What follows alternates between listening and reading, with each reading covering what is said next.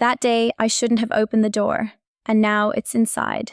I can hear it breathing, watching, waiting, and there's no turning back. It all started that day. I shouldn't have answered that knock even as I tell myself that now. The memory curls like smoke around my chest, sharp and suffocating. It was just after dusk, the kind of evening when the sky seems heavy with secrets, the horizon bleeding into shadows that reach for the corners of the house. I had been curled up on the sofa with a mug of tea, the warmth seeping into my hands, and a book that I barely managed to focus on. The quiet was comforting, normal, the kind of silence that settles in an old house when everything else is far away. And then came the knock. Just one, sharp, certain, the kind of sound that turns your blood cold, even if you know there's no reason for it to be there. I froze, my tea halfway to my lips, and listened.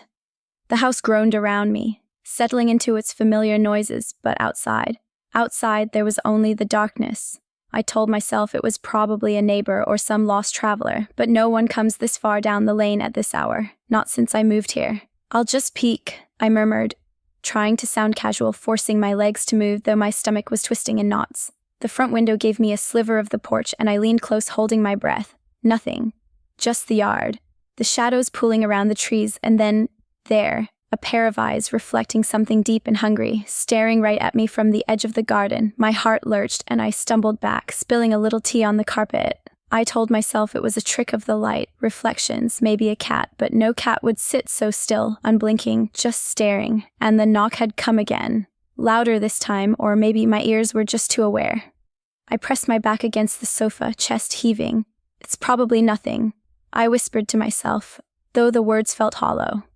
The hours passed with the same eerie rhythm. Every creak of the floorboards, every sigh of the wind through the trees made my skin prickle. I tried to busy myself. Cleaned the kitchen, rearranged some things, checked the locks, but the sense of being watched refused to leave. The eyes. Those eyes. I couldn't shake them, even when I closed my curtains and dimmed the lights. I tried to laugh it off, but it came out as a shiver, a sound more like a sigh of defeat than anything amused. And then I heard it. A growl. Low. Guttural. Almost a whisper, yet it vibrated in my chest. Not a dog. I realized immediately this was something else, something wild, something that knew me. I pressed my hands over my ears, willing myself to convince myself it was the wind, branches scraping against the siding. But the growl came again, closer this time, echoing through the empty rooms, and I couldn't ignore it. I moved to the kitchen, trying to think, trying to make sense. Every instinct screamed at me to leave the house, run into the woods, or hide somewhere. But where? It wasn't just a predator, it was patient. Calculating, waiting. My phone lay on the counter, its battery drained more quickly than usual. Of course it was. Of course. The world outside was suddenly heavier, silent, and entirely mine to navigate alone.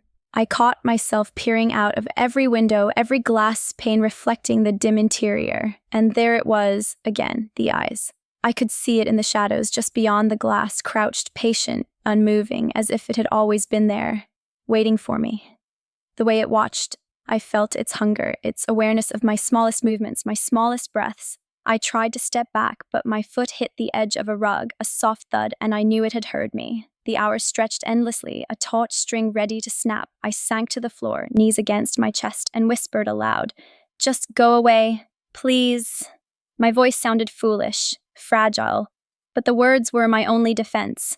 The knock came again, this time right at the door, heavy and deliberate.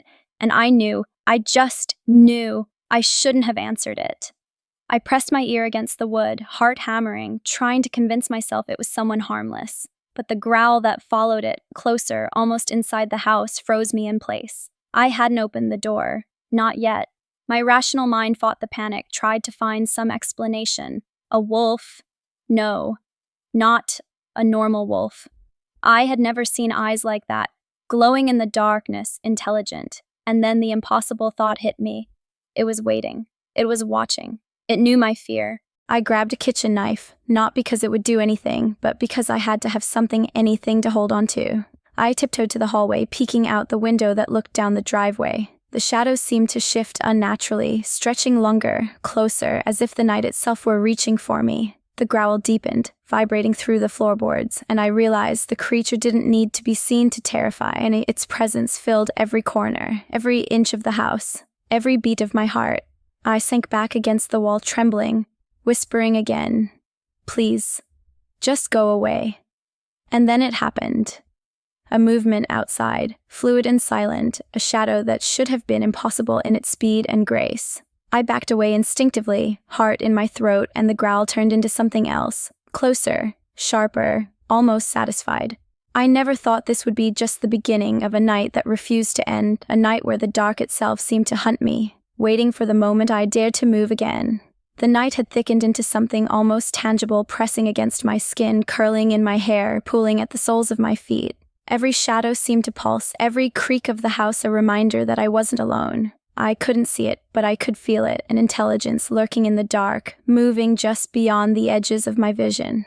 The growl had faded, but it was replaced by a silence so heavy it felt like a living thing. I gripped the knife tighter, knuckles white, and edged toward the living room. I told myself I was going to check the doors, make sure they were all locked, but my steps were slow, cautious. Each footfall sounded like a drumbeat in the otherwise silent house.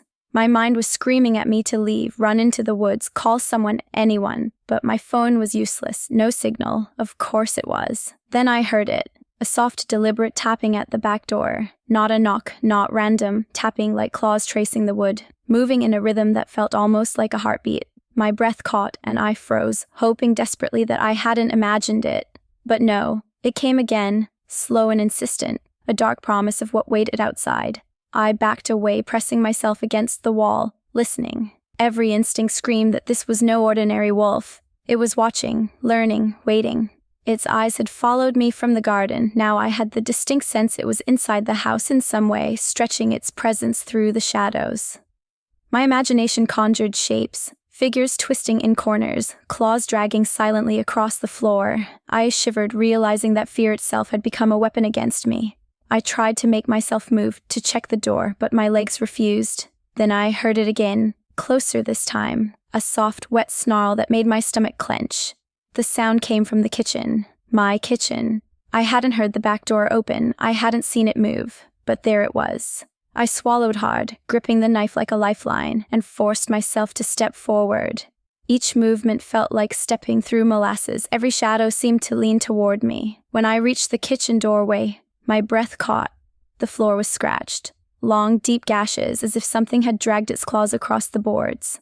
The knife slipped in my hand, and I dropped to my knees to press it into the marks. They were fresh. A low growl rolled from the shadows near the counter, and I froze again.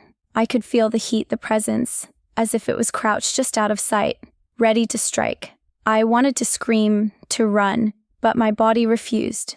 My rational mind tried to reason. Wolves don't behave like this. Wolves don't move silently in a house. Wolves don't think. But the eyes had told me differently. Those eyes belonged to something smarter, something ancient, something that had marked me from the moment I answered the knock. I edged back toward the hall, praying it hadn't followed me. My fingers trailed along the wall for balance, and I tried to calm myself. "It's not real," I whispered. "It's just a wolf.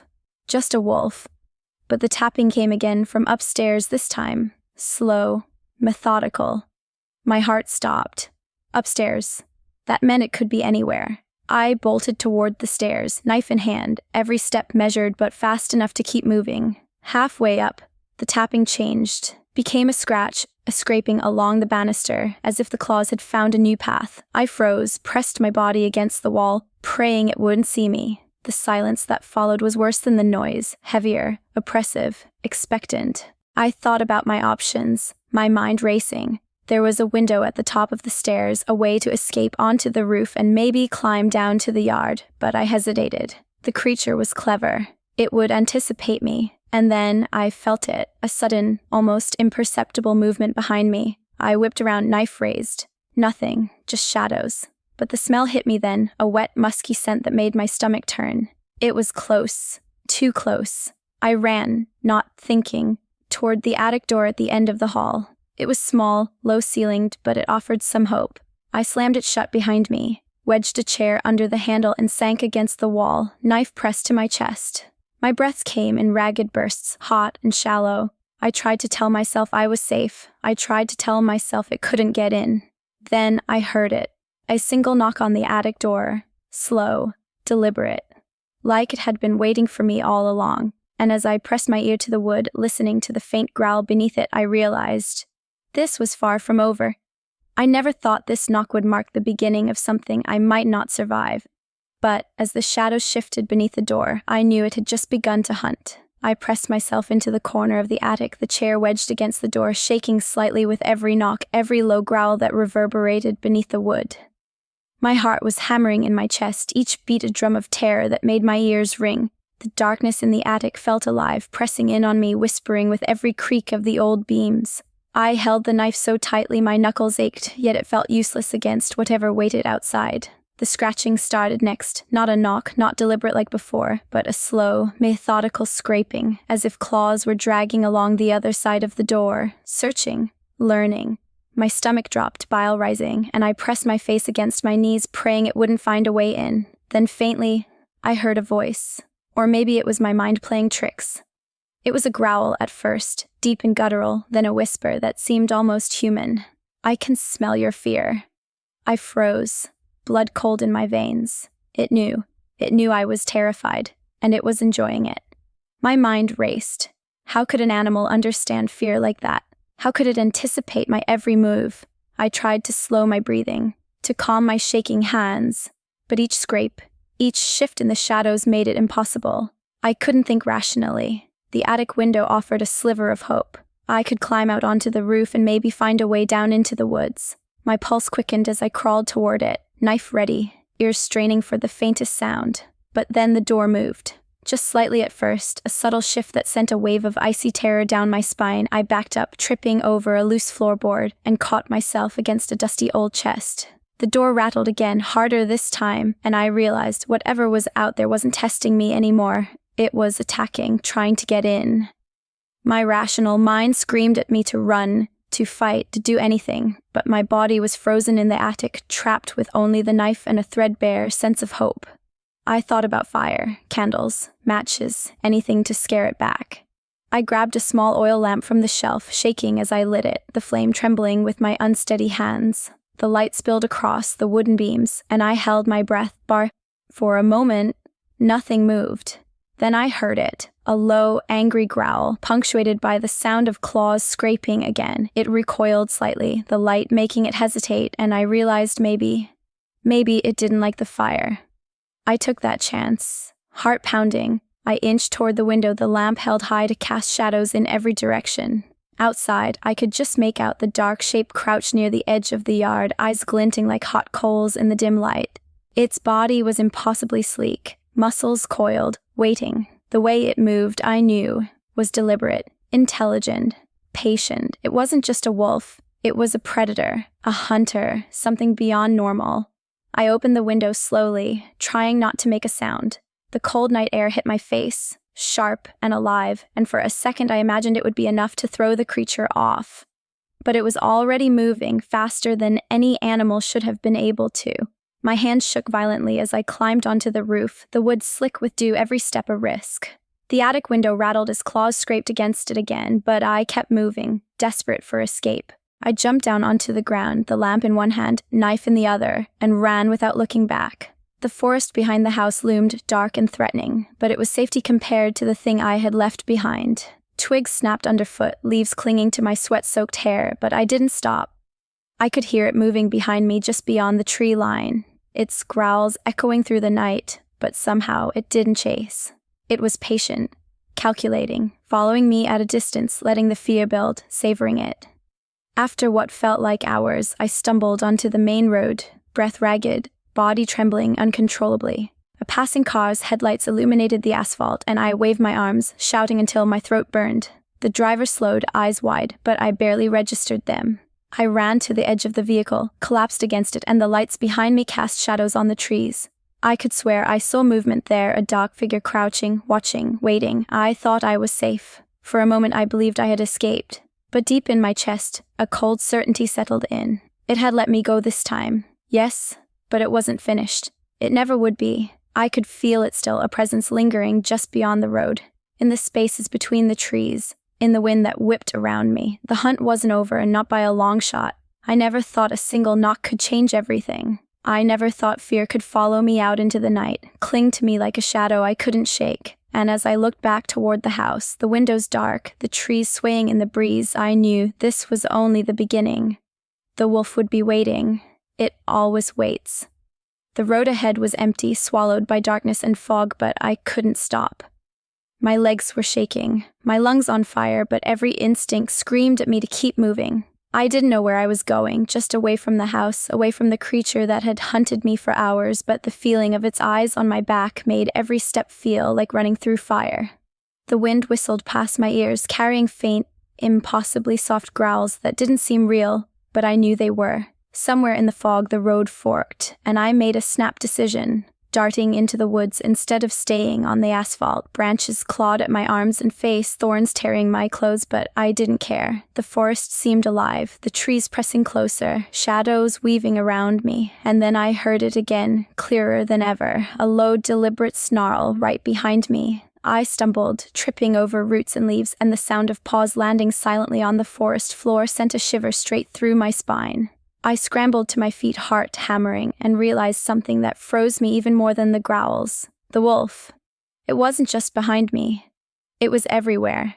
Every time I thought I lost it in the fog, I would glimpse its eyes glowing in the distance, or catch the hint of movement, silent and impossible. It was stalking me, circling me, knowing exactly where I was even as I ran blindly, head down, trying not to scream. Then the sound of snapping branches split the air, closer this time, and I threw myself into a hollow between two trees, pressing my body to the ground. My knife was useless now. My lamp had long gone out in the damp undergrowth. I was alone, powerless and utterly exposed. My chest heaved with each terrified breath, and I could feel the wolf closing in, its presence like a living shadow pressing against my spine.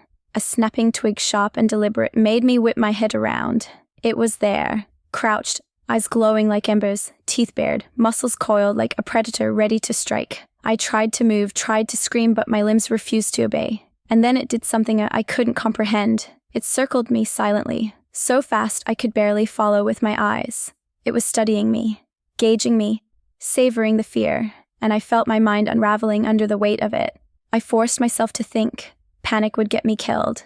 It was smart, yes, but it was still a creature. Every predator has a weakness. Every hunter has a mistake. I remembered the attic lamp, the small flame that had made it hesitate. If fire had worked once, maybe it could work again. I fumbled in my bag, shaking, and found a lighter and a few small pieces of paper. My fingers trembled violently as I tore them into strips. My heart pounded so hard I thought it would burst. I lit the first strip and threw it into the clearing ahead. The paper flared up, a tiny torch in the darkness. The wolf froze immediately, ears twitching, eyes narrowing at the sudden light. It growled, low and dangerous, but it didn't move forward. My chest heaved with relief, tiny and fleeting. I grabbed another strip and another, tossing them to create a trail of fire, leading toward a cluster of thick trees I hoped would obscure my path. The wolf hesitated, pawing at the ground, frustrated, snarling as it circled the flames. I seized the moment. Adrenaline surged through me, giving me speed I didn't know I had. I ran, zigzagging through the undergrowth, leaping over fallen logs. Branches slapping my face, barely daring to breathe. Every snap, every rustle made my heart leap, but the flames behind me kept it at bay, at least for now. I dared a glance backward. Its eyes burned through the smoke and fog, intelligent, relentless, watching, waiting. But the fire slowed it, made it wary, and I used that advantage to escape into the deeper woods. The forest opened onto a small stream, moonlight reflecting off the water. I didn't stop to consider safety, didn't pause to think. I plunged into the cold water, the current biting at my legs, water soaking my clothes, but the wolf did not follow. I could hear it at the edge of the tree line, growling, frustrated, pacing, yet waited, patient and immovable, letting me think I had survived, letting me believe I had won. But I knew better. Its hunt was far from over. I clambered up the muddy bank on the other side, shivering, soaked, and collapsed against a tree. My breath came in ragged gasps, and I realized I was shaking all over. The night was silent now, save for the occasional rustle in the trees, but I knew the wolf had not left. It was out there, just beyond sight, watching, waiting for the next moment I let my guard down. And then I heard it. The faintest sound, a whisper carried on the wind, soft, guttural, but unmistakable. You can run, but you cannot hide. My blood ran cold. I pressed my hands to my ears, trying to drown it out, but I knew the truth. This wasn't a normal predator. This wasn't an animal. It was something else entirely, something older, something patient and clever, something that would follow me through the darkness until it had me. I stumbled through the woods, limbs burning, lungs screaming, the memory of its glowing eyes seared into my mind. I had survived. For now. But the echo of its growl lingered in every shadow, in every rustle of leaves, and I knew I had only escaped the first wave of its hunt. I never thought a single knock could change my life forever. I never imagined that answering it would awaken something that would haunt me, stalk me, and almost take me completely. And as I fled deeper into the forest, heart pounding, I realized with icy certainty, this night, this terror was far from over. It was only the beginning. I had been running for what felt like hours, the damp forest pressing in around me, each step a struggle against exhaustion. My lungs burned, my legs screamed, and my clothes were soaked and torn. Yet I couldn't stop. Not yet, not while the memory of those eyes, the glowing, intelligent eyes, haunted every shadow I passed. The stream I had crossed earlier became my guide. I followed its winding path, hoping it would lead to the main road, a place of light, safety, and, I prayed, civilization. Every snap of a twig, every rustle of leaves made my heart hammer. I was hyper-aware of every sound, every movement. Somewhere behind me, I knew. The wolf lingered, waiting, patient, calculating, as if it knew I would slip, falter, or look back. I stumbled upon a small clearing, faint moonlight illuminating the ground ahead. Relief surged in me. I could finally see a way forward. But then I froze. There, at the edge of the clearing, the wolf crouched, low, still. Its eyes glowed brighter than ever, reflecting the pale light, and my stomach clenched. It was not hungry in the ordinary sense. It was curious. It was amused. It had been toying with me, letting me think I could escape. I pressed myself against the nearest tree, clutching the knife uselessly in my shaking hands. My mind raced. The flames I had used earlier were gone, extinguished in the stream. I had no tools, no weapons, nothing but adrenaline and fear. The wolf tilted its head, its gaze piercing, and then it moved. Not toward me, but alongside the tree line, pacing, circling, never breaking its distance. I realized something terrifying. It wasn't just hunting me. It was waiting for the right moment, studying me, learning my patterns, understanding my fear. I had to outsmart it, not overpower it. My thoughts flashed back to the attic, to the fire. If light could stop it, even for a moment, then maybe I could create a distraction, a chance to escape. I glanced around the clearing. A pile of dry leaves and branches lay near a fallen log. I ripped them apart, shaking, and arranged a small heap, trembling with anticipation. I struck the lighter, letting the flame catch quickly, and threw the burning pile toward the far edge of the clearing. Flames leapt up, crackling, smoke curling into the night. The wolf's ears twitched, its eyes narrowed. It growled low, frustrated, and for a fraction of a second, it hesitated. That was all I needed.